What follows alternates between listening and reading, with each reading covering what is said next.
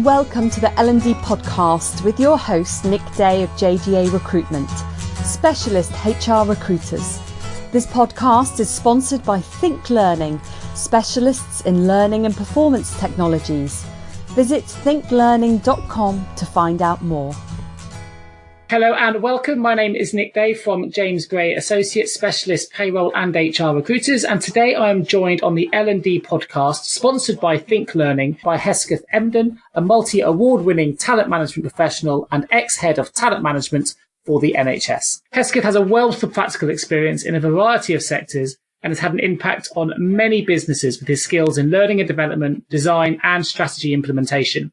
He has headed up and set up a broad range of public and private sector L&D functions, from commercial union during one of Europe's largest mergers to the Metropolitan Police.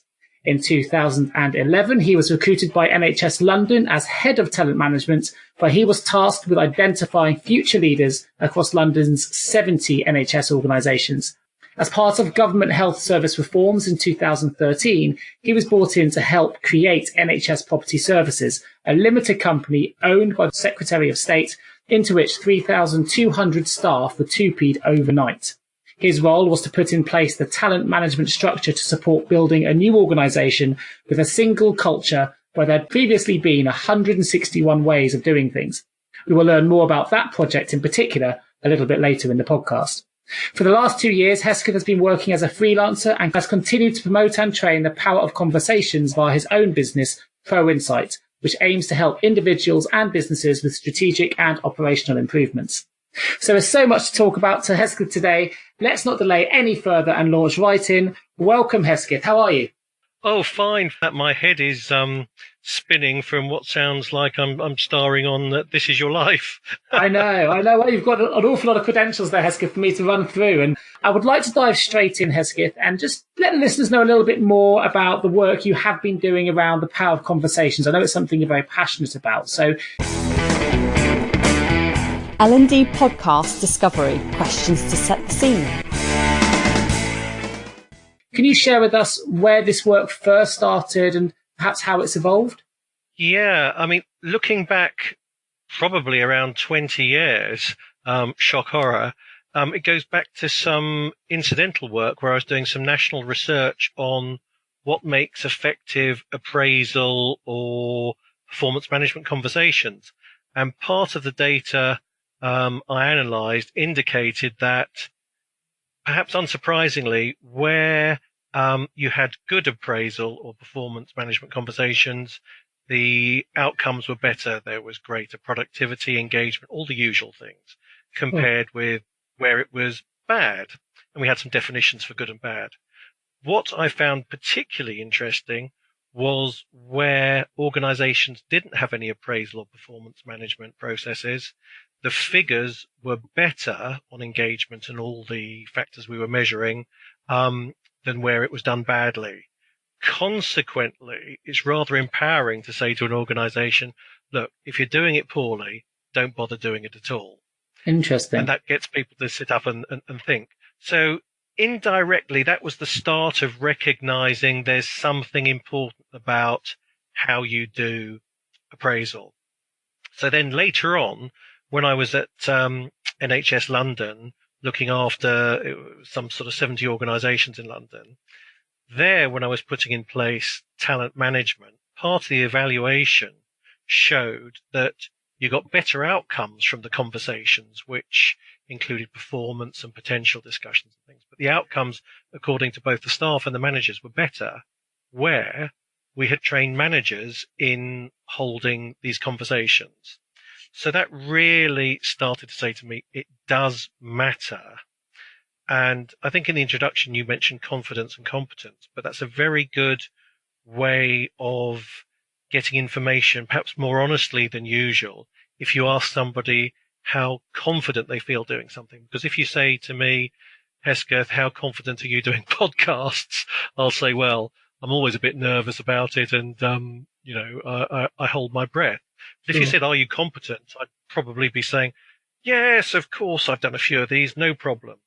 I see. And if you're going to spend time and effort developing people or doing anything in the organization, having a true understanding of the needs is important. And consequently, I suggest to people, ask if people are confident doing whatever it is that you want them to do, and you're likely, I think, to get a better answer or a more truthful answer. Fantastic. And a really good piece of advice to take away immediately from the podcast. If someone has, someone needs to address this straight away, it's a good way to start the conversation. To date, then, what have you found have been the biggest drivers for businesses requesting this type of training or intervention? How do they go about it, or how do you establish that perhaps this is where you need to start? Organizations usually come at it from a couple of angles. One is on the appraisal talent management side, from the point of view that it's not going very well, people don't like it, it doesn't add value, people hate it, they can't do it. And I don't think anybody's going to be surprised about that. So it might be directly something to tackle those conversations. But equally, it can be around a broader organizational development piece, a culture change, implementing new technology, mergers, where what you're wanting to do is make sure that people get on, there's greater alignment, better understanding of what's required from them. And consequently, I found that better conversations, and for the sake of the podcast, conversation training, really is something very fundamental and can almost be the precursor to success for any change. It really is a foundation piece. And the challenge with that is it's so blooming simple. You talk to people, they go, what? We have conversations all the time. Of course we know what we're doing. There's no problem. So in its simplicity is half the problem. Obviously, some of the things you mentioned there, you're talking about, new technology, mergers, whatever it might be. They're all challenges that are going to involve people that are going to be quite resistant to change. Is there any sort of magic bullet or magic kind of process that you could follow to, I guess, align people who are resistant to those changes? I think this is where the L&D function needs to sit within the whole business. So I don't think success is down to any particular function alone. I think it's about being joined up. So there's the broader communication piece. If you're lucky enough to have a comms department where there's regular discussion about what's happening, where the business is going, what it needs to do, what the business will be doing to support people, so you know what's coming.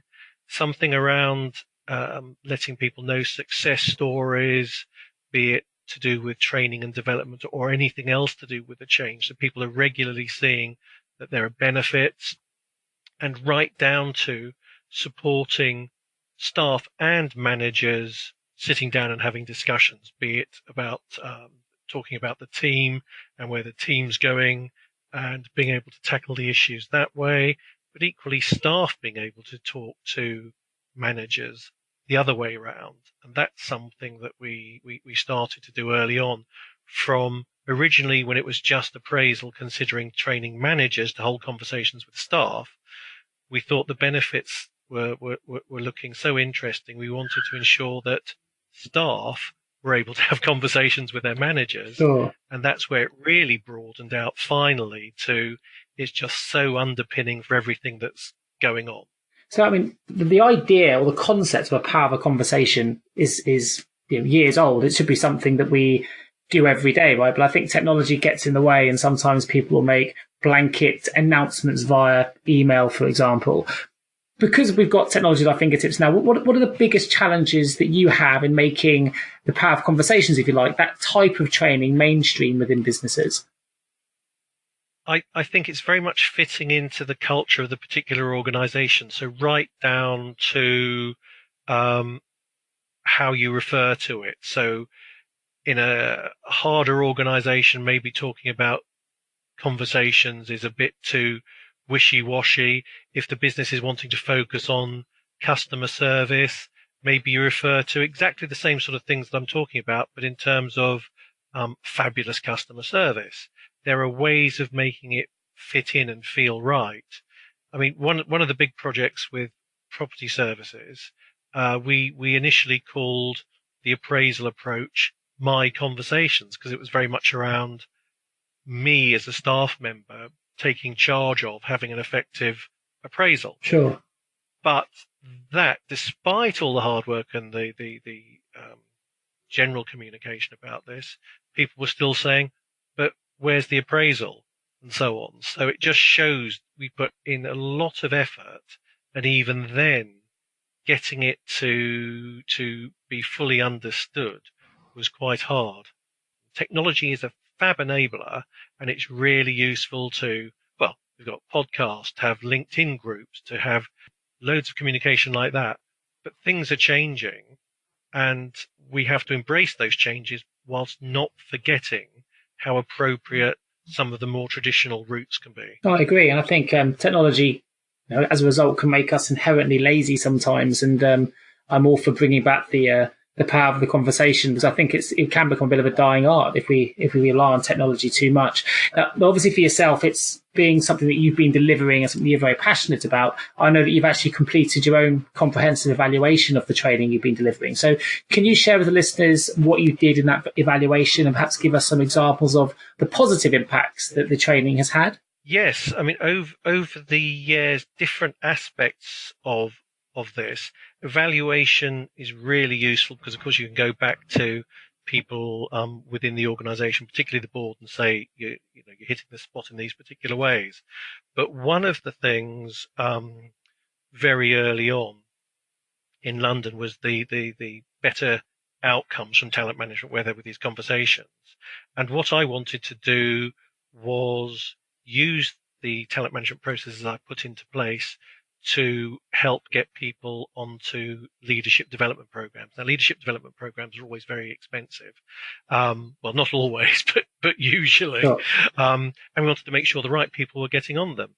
And when I did an evaluation of those people who had been identified as talent through our London process, which was a process we may go into later. But if you'd been through that process, compared with if your organization had said, yeah, Hesketh's a talented person, we want him to be put forward, when all those people either identified through the talent management process or anecdotally by their senior management, when the outcomes from the selection interviews were compared, we found that you were 35% more likely to be successful as being identified as talent at that interview stage if you had been through the process rather than being identified through any other route. So that very much gave us the impetus to develop the talent management process further. But specifically on conversations, at Property Services, we put more than 500 people through the training at all levels. And at all levels, I mean the most senior managers through to entry-level operatives, people who may be cleaners and caterers and line managers of teams. And because of the numbers, we were able to analyze what was going on. Great. And what we found, and I must just say that the conversation training that we did was not just to do with appraisal. There was no context behind the training, because we were so convinced that improving people's interactions and conversations, whatever the topic, would show business benefits. Sure. So when we looked at the results, we found a couple of key topics. People were spending time to understand each other's perspectives. They'd been using the learning they'd had in important negotiations. They were applying the techniques, and they were getting better, more satisfactory outcomes, and people were able to achieve more. They were some of the critical things we looked at. And we were gobsmacked, because there were things like, well, if we just take achieving more, the most senior people, we had 40% of the senior cohorts saying they were achieving more, and that rose to 68% for some populations. and other figures were like that. So using the techniques in important negotiations, we found on the whole 78% of staff were using them in negotiations. And when that translated into productivity, because I was very interested in whether this would impact productivity, we compared our results with published research. A couple of people, Boyett and Boyett, who look at internal comms, and they suggest from their research that if you improve internal communications, you can improve productivity between 20 and 50%. So we liked that, but what we did, we looked at our figures and then took a bit of an easy route by saying, if Boyett say 20 to 50% improvements in productivity, we will look at figures of between 1 and 20%.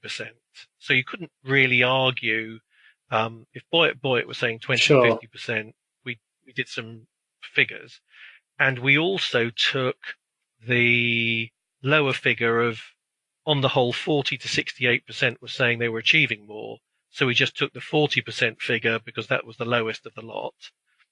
And with a little bit of calculations, we were able to show that even if we had a 1% improvement in productivity compared with the 20 to 50 Boyett were talking about, that gave us 280k savings.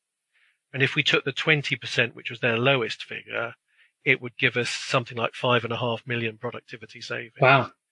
So if you think about those figures compared with the cost of undertaking, even just developing and putting the training together ourselves and then running it out and having accommodations for some people, the whole cost, that is peanuts in comparison to the potential benefits, which, as I say, were very conservative. Absolutely. Fantastic. Now, just to bring this, might as well bring this forward now, really, but to put this into context, in 2011, you were recruited as head of talent management to identify future leaders across London's 70 NHS organisations. And in 2013, as part of the Lansley NHS reforms, you were tasked with a new project to develop a new talent management structure, which would support the building of the new organisation, which I believe was NHS Property Services. And as we mentioned, I think in the introduction, there's 3,500 staff across 161 organisations. So it must have been incredibly challenging, especially in terms of developing a single culture, if you like, where there had presumably been 161 ways of doing things before. So what kind of, to achieve these savings, to achieve these productivity gains, what tools and processes did you develop to achieve your targets, and how did you manage the change, and what were and obviously you've got some of the productivity outcomes, and what were some of the learning outcomes from the project? To start with, definitely we had 161 organisations overnight. The staff suddenly became ours, and I'd arrived and I'd got a desk and a PC, and that was it. So in a way, it's huge, and it's fantastic having that kind of blank canvas. But it does mean you need to get down and understand the variety of things that you need to do. And I think the first thing was the strategy, and my strategies tend to be rather circular, that everything links to everything else. So, for example, we were having the staff and managers TUPE'd across. People were going into new teams. People didn't know each other.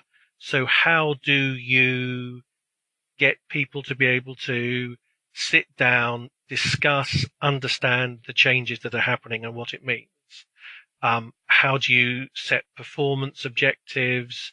How do you deal with customers? How do you deal with clients that aren't paying you because the business was around? One of the things about providing facilities management services, but also about being paid for those services. So how do you ensure you're paid when money's overdue, that sort of thing? So everything in terms of underpinning what we were doing was down to good communication. So that was one of the underpinning pieces. But at the same time, the research with the board and senior managers, they talked about we need to be more commercial. because unusually we were a limited company. There were VAT implications. We weren't traditionally, in that sense, NHS. Sure. Consequently, people needed to do things differently. But what did that mean? What did being more commercial mean? Well, being more commercial meant dealing with customers directly. It was customer service. There were also management development issues. Staff hadn't always been invested in from their previous organizations. So it was bringing people up to scratch, financial skills, management skills. Underpinning that was the need to help people with coaching and mentoring, because that would help not only in the conversations, but in terms of ongoing development for people. And then how are you going to keep track of all this? How are you going to manage the process? Would a learning management system be useful?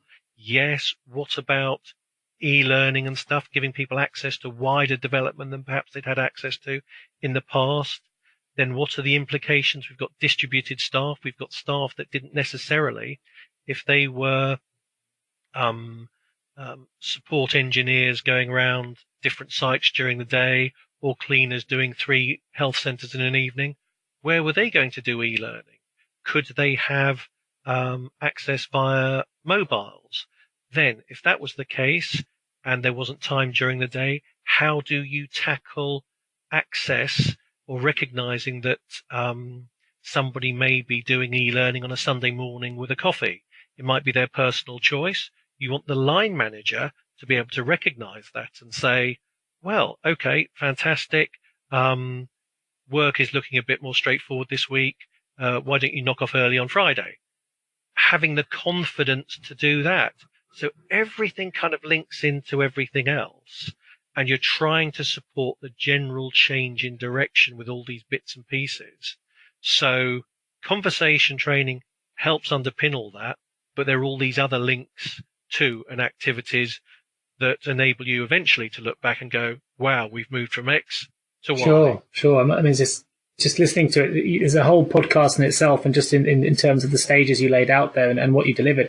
Interestingly, just listening to you, it shows as well just what a steep learning curve there must have been for yourself just to understand all the different organizational business cultures and processes before you could even consider sort of looking at the learning outcomes. It must have been quite a challenge for you to get to grips with how all the different processes that were being undertaken. Yeah, I think what you have to do is spend time getting to understand what the issues are, get out and about. The starting point, or one of the starting points, is the business plan. And I'm rather shocked by research. I think the CIPD have published things, and other people towards maturity, I think, around how many L&D functions and wider HR departments don't actually refer their strategies to the business plan, which to me is completely bonkers, because if you haven't got that as a context, why are you doing anything at all? So it's about, what was the business plan wanting to deliver? Talking to the board, what are the directors wanting to tackle? What are the challenges? So not immediately going in with, I want to do training and development, what do you want? It's around, what can't you do? What's the business having problems doing? And from that, then developing potential options for solutions. And you get the opportunity to link everything with everything else. So there isn't one item of development or OD that exists in isolation. It's all part of moving the organization in the direction. In that sense, if you do think about it, it makes the evaluation so much more straightforward, because if there isn't something that needs to be done, you don't need to be doing it. And if you've identified what needs to be done, you can evaluate it and see whether it's happened. Sure. I'm quite a visual learner, so I have an image right now of a bit like a police investigation board. We've got the business plan in the middle of a huge whiteboard, and all these sort of prongs coming out of it with all the different learning outcomes all sort of linking together. It creates, for me, quite a mental image of all the different things that come together. You can see then as an image of how everything can link quite clearly all towards that one business plan. Yeah, and in fact, it's funny. There was one very simple piece, but was consistent, and that was when we merged the organisations, there were a few staff who were still weekly paid, whereas the majority of the staff were monthly paid, as is the case with the majority of the NHS. And what we wanted to do was move people onto monthly pay. So as part of that, and recognising that we'd had feedback from the unions, which was kind of very sensible, it was there's a big difference in terms of how you live your life if you're paid weekly compared with monthly.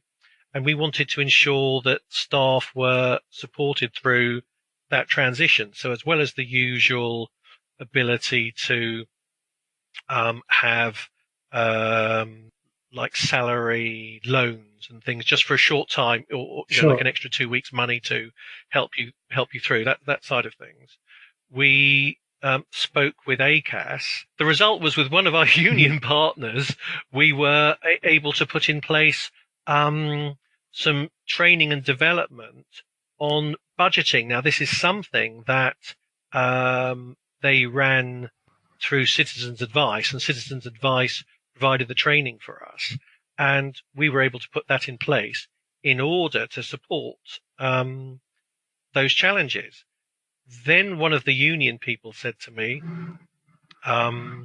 this is direct Sure. feedback, we have a lot of our members are traditional households where very often the husband goes out to work and comes home and gives the money into the household, which is very often the wife.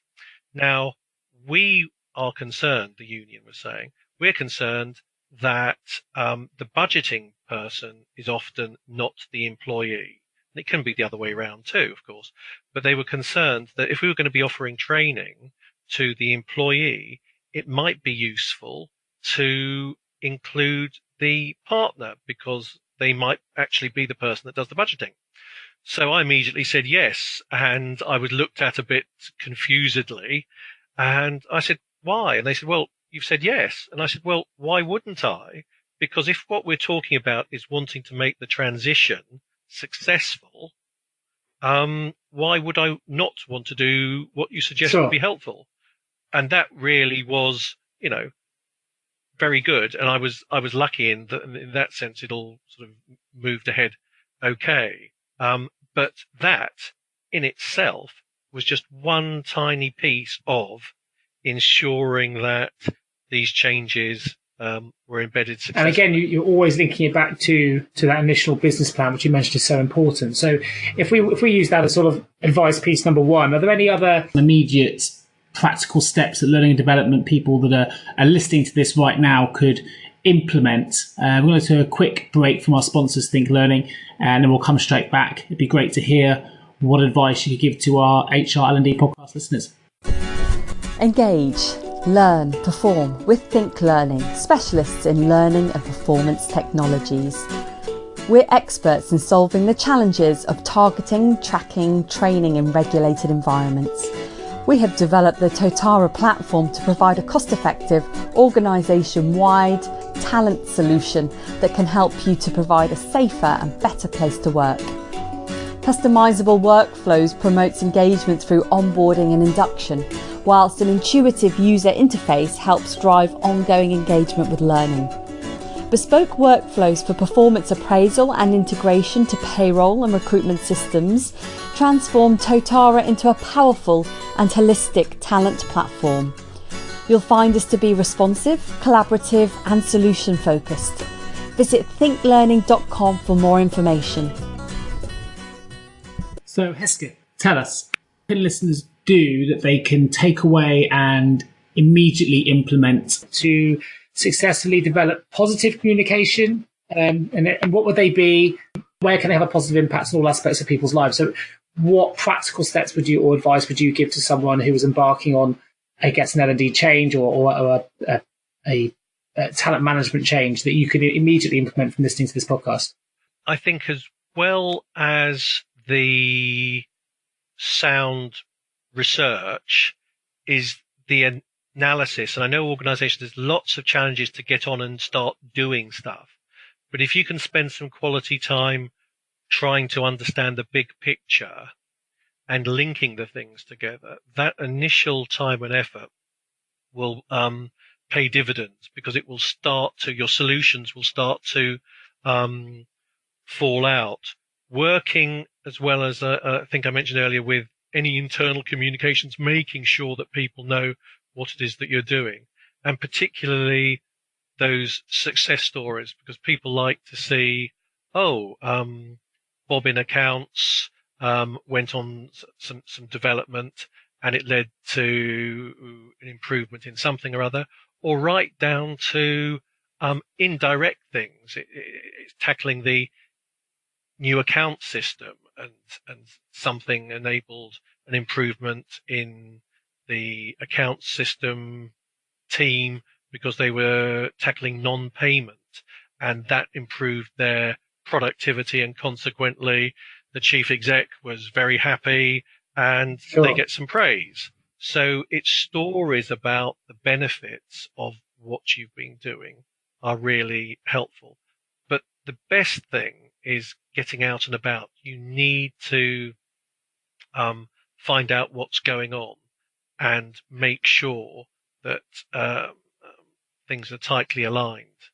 I remember with one client a few years ago going out to different locations, and at the end of my fact finding, just about to wind up, and the people in the room around the table looked at each other and sort of smiled, and something was going on that I wasn't aware of properly.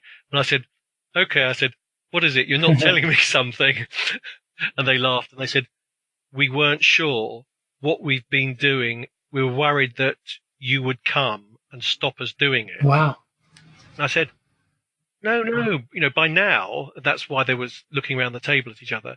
They felt confident in telling me, and they had got their own local induction system for staff, and it was so good. I said, this is brilliant.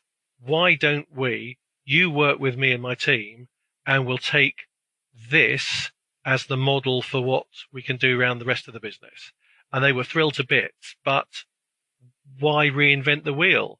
And they were thrilled to bits because they had some recognition, but it was genuine because fantastic. That enables me then to go off and do something else that needs to be done that doesn't. Yeah, no, a great example. And I guess it encourages those perhaps sometimes resistance training because they're worried it will take time out of the day, or perhaps people don't feel like they need it. It'll help you with those battles if you've got a really good success story. Actually, that's reminded me, Nick, I'm really pleased, something that I think is very important, and that is not doing learning and development or training and development to the business. And by that, I really mean is coming up with solutions to problems. So it goes back to, the business plan, what you're doing and so on. But I don't think I've ever heard a manager say to me, I really want a fabulous appraisal system. It's what I'm calling out for. What you will hear is, I need to ensure that my team are delivering, that they're responsive, they get the recognition they deserve, and so on. And what you should be doing is coming up with solutions for that. They may be what we in the function would call appraisal, or they might be a process of some sort, but it's around solving their problem. And that's how you get the buy-in for what you can do, because you're solving problems. In the same way, nobody said to me, I want a really fabulous 9-box talent management. No, it's all about the learning outcomes, isn't it? It's about what you get at the end of it.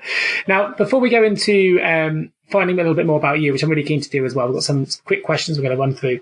I know that you've been working with a substance misuse charity. So can you share with listeners a little bit of information about the type of work you've been doing in relation to the charity? I understand there's some interesting work regarding something called the Lazarus drug. So I'd be really keen to find out more.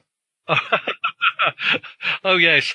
Yeah. The charity, they're two. It's the Substance Misuse Management Good Practice and the Federation of Drug and Alcohol Practitioners. And they are within one charity, an organisation that is there to support drug and alcohol practitioners. That is people working directly with those with addictions or in recovery from addictions. So it's around continuous professional development, really. And we provide a variety of training and development, from hosting joint conferences through to e-learning and bits and pieces. And there is one particular piece of e-learning, we call it Free Learn, because it's freely available for everybody. And it's around a drug called naloxone. And that naloxone is something which is critical in situations where people have overdosed. And this drug will actually bring people back from the brink who might otherwise be considered to have died. And that is fantastic. But what we have done is to enable people to use the drug, to understand when you use it, how to use it safely. We have put together this e-learning. It's about an hour's worth. What this does is it enables people to be saved effectively, because people are competent. Now, the people that have gone through this training have included mums, dads, friends, addicts themselves, because people are often recommended, if they are taking drugs, to do so in pairs, so there's somebody to support you if there are problems. Now, that's separate from the whole social issue about whether this is or isn't promoting the use of drugs. What we're about is ensuring that people are safe and able to use this naloxone as and when necessary. And to be frank, being involved with an organisation which ultimately can produce things which saves lives is absolutely fantastic.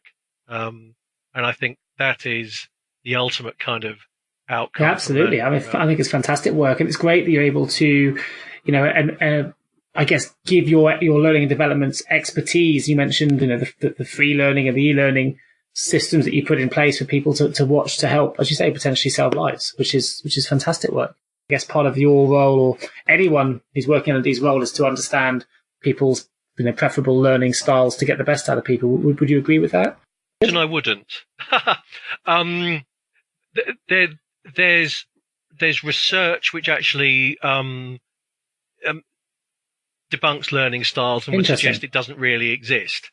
But what I would say again is around context, is being flexible enough in your approach to things where you can have a range of solutions. Now, the reason e-learning might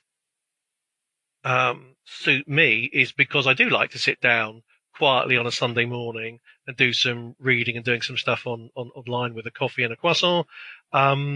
Whereas at another time, it might be really useful for something else to be in a group and share bits and pieces like that.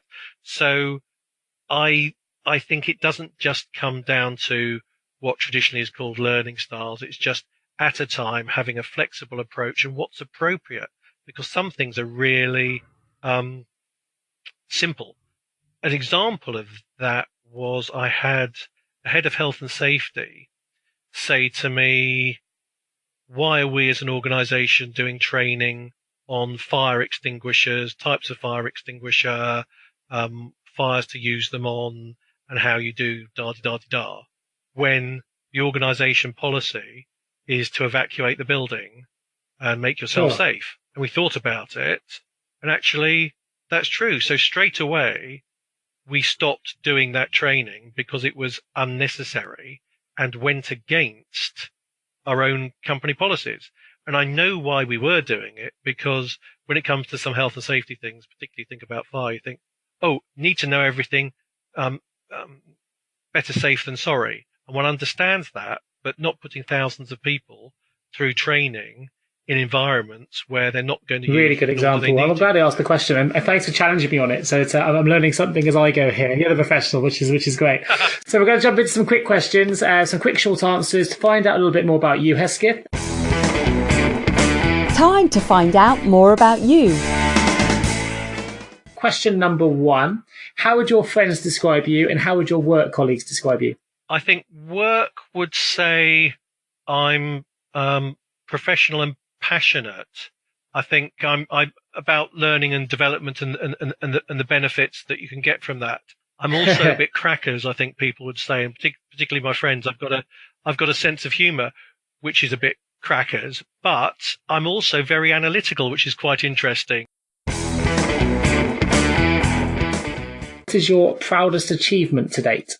I think it's putting everything in place for that new NHS organisation, because I just had the desk on day one, and to have built everything up, recruited a team, and implemented the learning and development strategy, and ending up with an award. Fantastic. I think great. I probably agree. I think it's an incredible achievement. So, how about telling us about a time when things didn't go the way you wanted? I think that was where, across London, where I wanted to ensure that people only had access to leadership development if they'd been through the talent management process. I was challenged with that, and it was felt that it wasn't fair to the other half of the organisations, about 30 organisations, where they hadn't been through a process and consequently wouldn't be able to access this leadership development.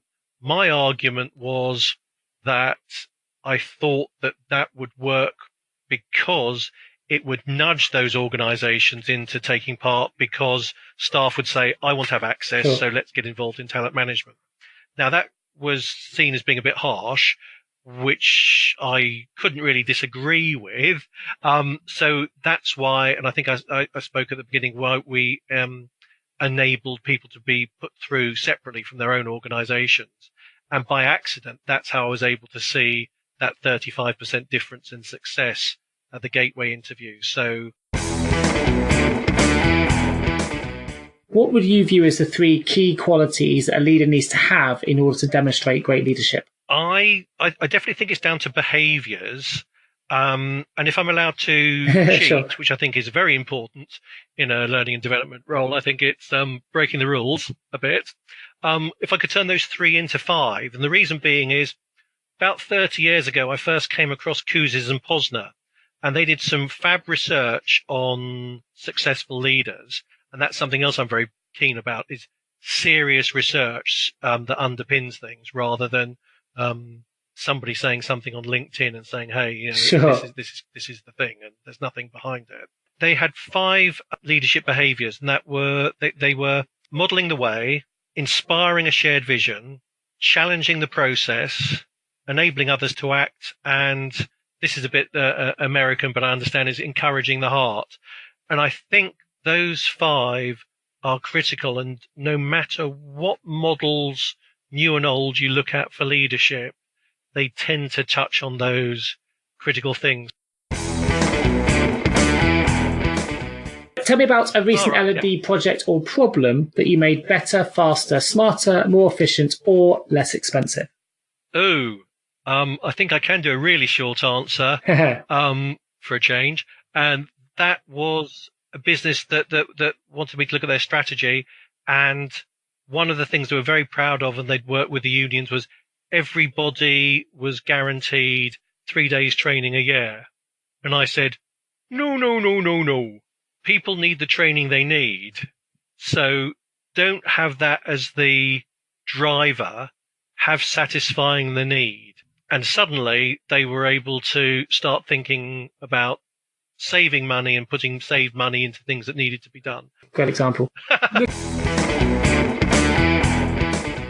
Looking over your life and your career today, when have you been most satisfied? What's the thing you're most proud of? I think it's making those changes and seeing the benefits to organisations and people, and particularly the stories. When you're doing evaluation, it's important to have hard data because people want hard data. And for example, the NHS is very data driven for obvious reasons.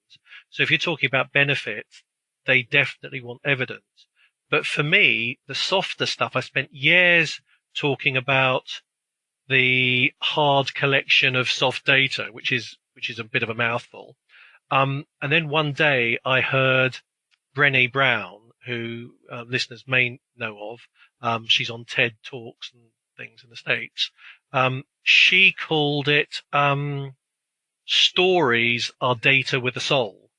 And that really is fantastic. And I've had a few things, feedback where with the conversation training, I had a senior manager come up to me and say, this has been really helpful. I've been able to sit down and have the conversation I've needed to for years with my 2 daughters. And I thought, bloody hell, if this has made that kind of a fundamental change to somebody that they felt it's so useful they've used it at home, this is working. But to counter that to the people that are real hard nuts in the audience, I've had at the same time a manager come up to me and say, I've actually sat down and I've dealt with a £200,000 overdue account, and I've had the money sent to me, and I didn't have the nerve before I knew what I was doing to this training to do that. So I'm thrilled to bits. That's excellent. Last question, a little bit more off the wall, Hesketh, but I know that you'll have the personality to answer this one. If you could have any superpower, what would it be? I think to be able to look at food and not eat it. Oh, nice. Okay. But still taste it, presumably. Still taste it.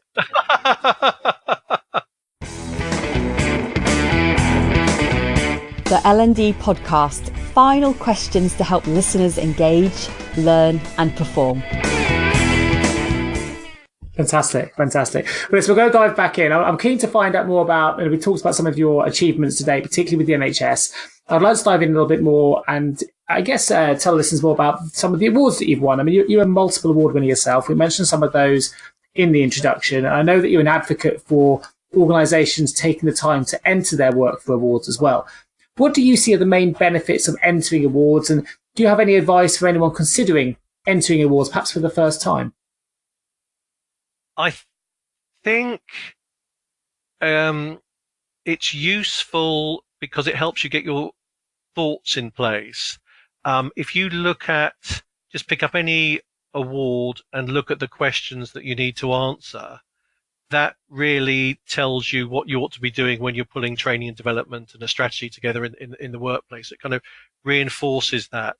But I think the starting point for an award is, what story would you tell somebody down the pub about what you've been doing?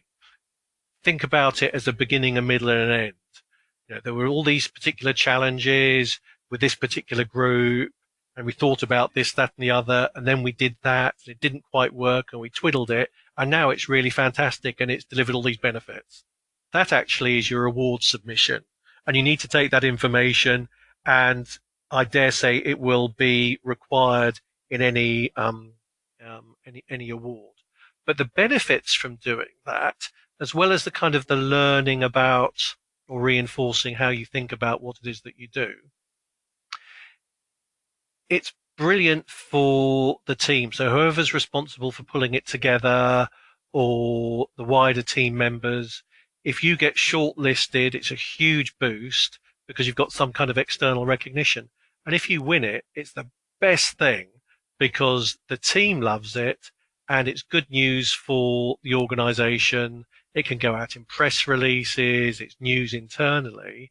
And of course, it suddenly puts you on the map, depending on how on the map you are with the board, because they get something very positive to shout about. And suddenly L&D is adding value that perhaps we didn't know about in the same way as we would have known from someone at the board talking to us about it.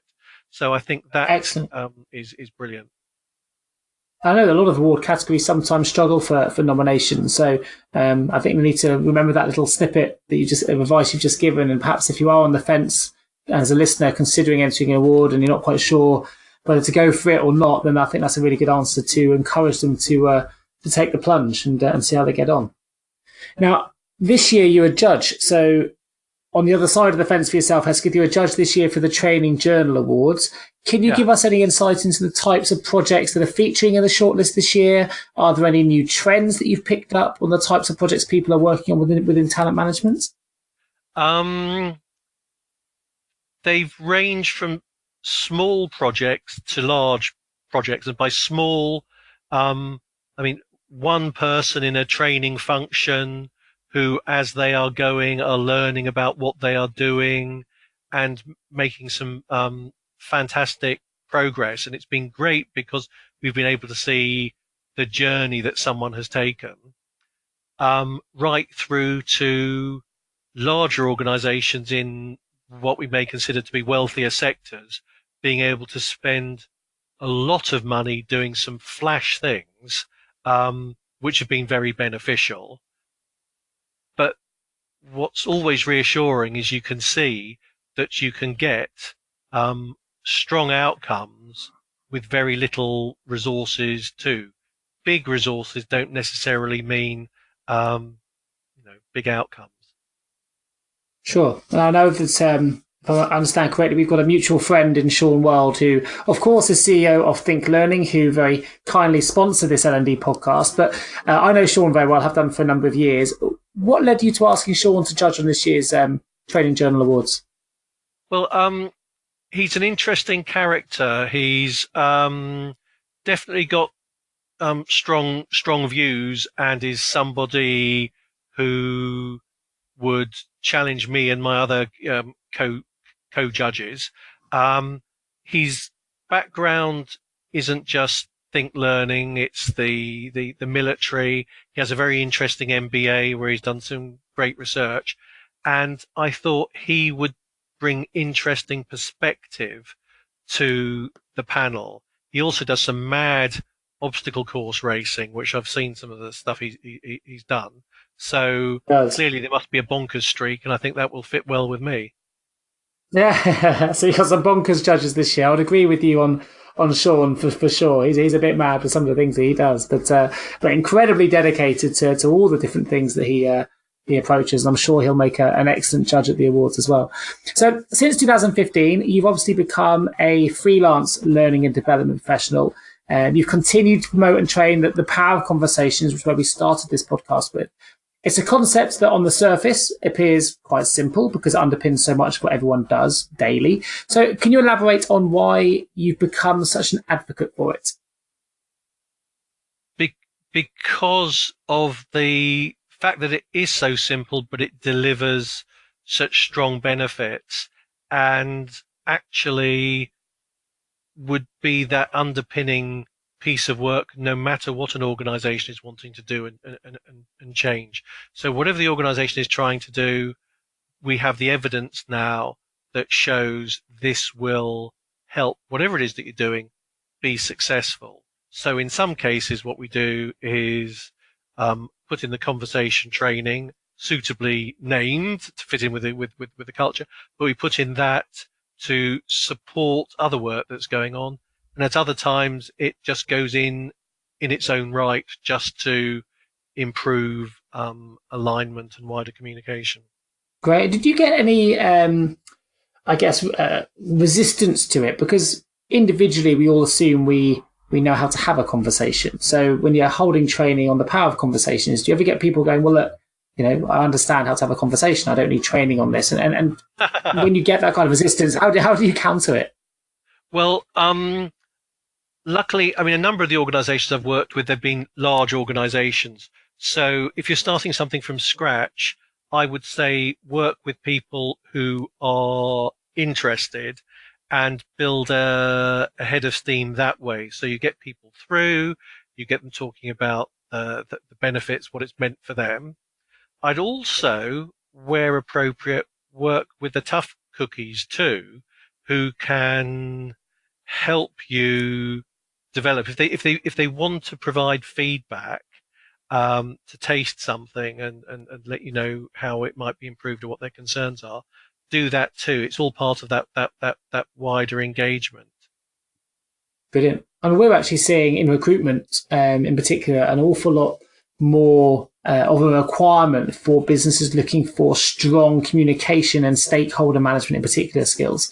It's very much an increasing requirement for job descriptions, ranging from, whether you're working in L&D administration right through to HR directors. It seems to be an absolute essential that people are being judged on their ability to manage key stakeholder relationships, and of course that's very well ingrained with the ability to hold communication or conversations rather in a strategic way sometimes, but also be able to communicate goals and business plans and change management principles in a way that people can take it forward. So we're personally seeing those changes in recruitment as well.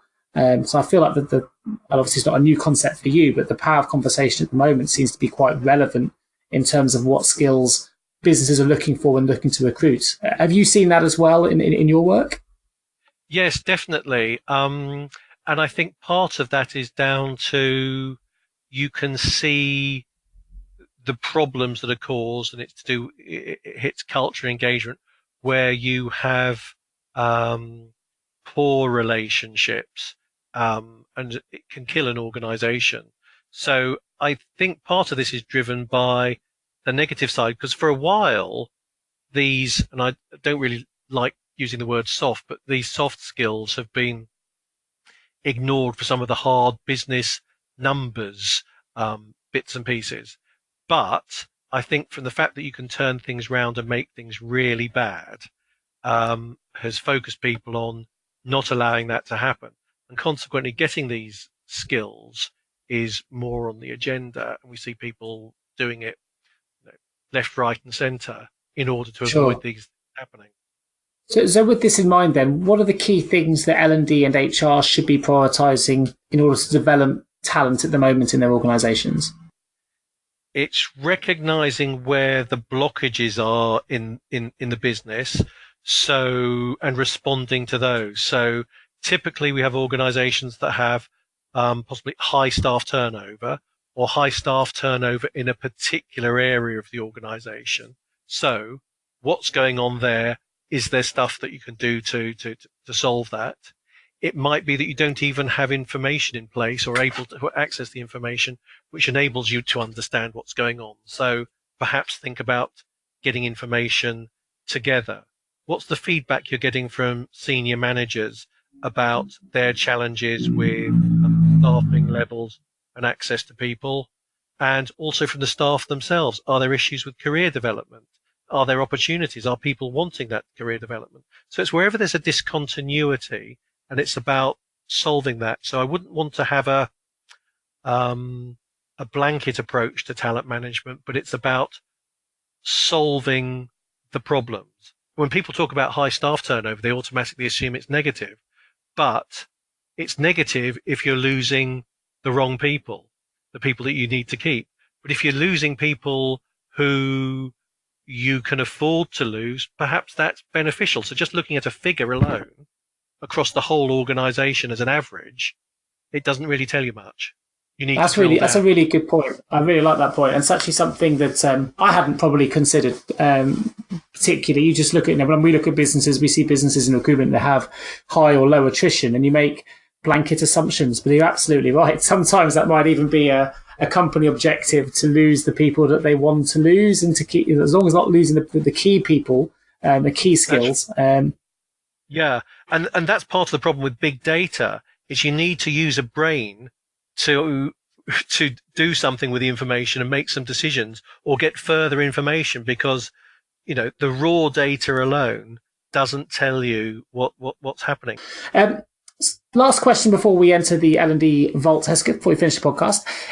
It makes sense for me to ask you then why L&D professionals listening to this podcast should be encouraged to embrace communications training. What's the key principle you would give to those perhaps either developing their own communications training internally as an L&D professional, or whether they're buying it in elsewhere?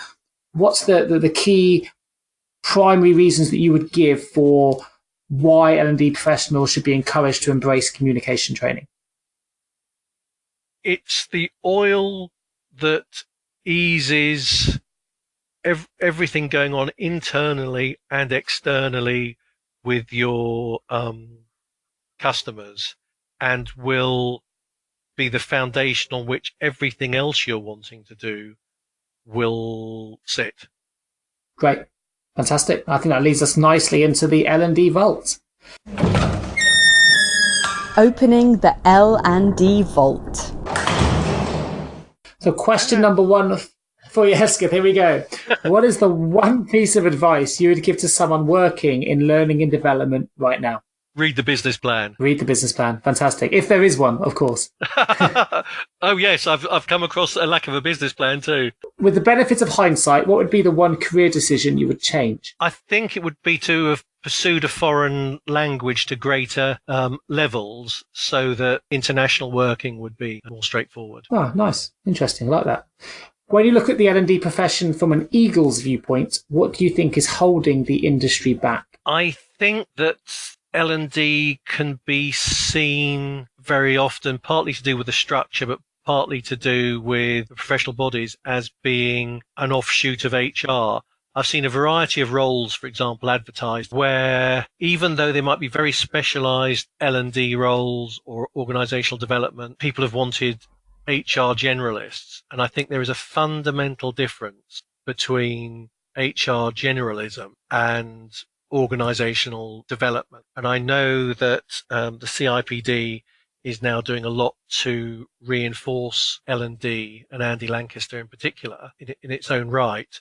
But I hear a lot of people in L&D that I meet being rather unsettled about feeling perhaps like a second-class citizen. And in fact, some are aligning themselves more with the states and their Association of Talent Development. So I think there is definitely a need to think about how we promote L&D as a profession. Great. Fantastic. If we're sitting here a year from now, celebrating what a great year it's been for you, what will you have hoped to have achieved? I think more good stories, as well as the hard data. I like really good stories about the benefits, and particularly, if you're saving lives as well. So it's just more good stuff, I think. Right. More. Was it? You mentioned for hard data with a soul. It was stories are just data with a soul. More examples of those. Excellent. Yep. Finally, last question for the podcast. Finally, what is the one piece of advice you would give to someone embarking on a career in learning and development right now? To do it, because it's fantastic, either working internally with one organization or as your career develops across others, is the solving the problems. But I would say think, research, analysis, developing options, doing it and evaluating it, being methodical. That doesn't mean it has to be long-winded, but you need to go through all those stages, be it long or short, and then you'll be doing stuff that satisfies and delivers benefit. Excellent. Fantastic. Well, that brings us to a close to the podcast today. Hesketh, thank you ever so much for your time to join us today on the L&D podcast, sponsored by Think Learning. For those of you listening who would like to find out more about Hesketh's work, you can view his profile on LinkedIn, or you can visit proinsight.co.uk, where it's a business that specialises in helping individuals that are seeking strategic and operational improvements. There's a number of services that the business provides along the lines of the conversational piece that we've been discussing, collaboration, talent management, and more. So please do check out the website, which is proinsight.co.uk. Apart from that, just leaves me to say a huge thank you, Hesketh, for joining me today. I hope you've, as listeners, have all found this content incredibly useful. But that brings this podcast to a close, and I look forward to speaking to you all again in a couple of weeks. Thanks, Nick. You've been listening to the L&D podcast with your host, Nick Day of JGA Recruitment, specialist HR recruiters. This podcast has been sponsored by Think Learning. If you have enjoyed this podcast, please review it, share it, and subscribe so you never miss a future episode.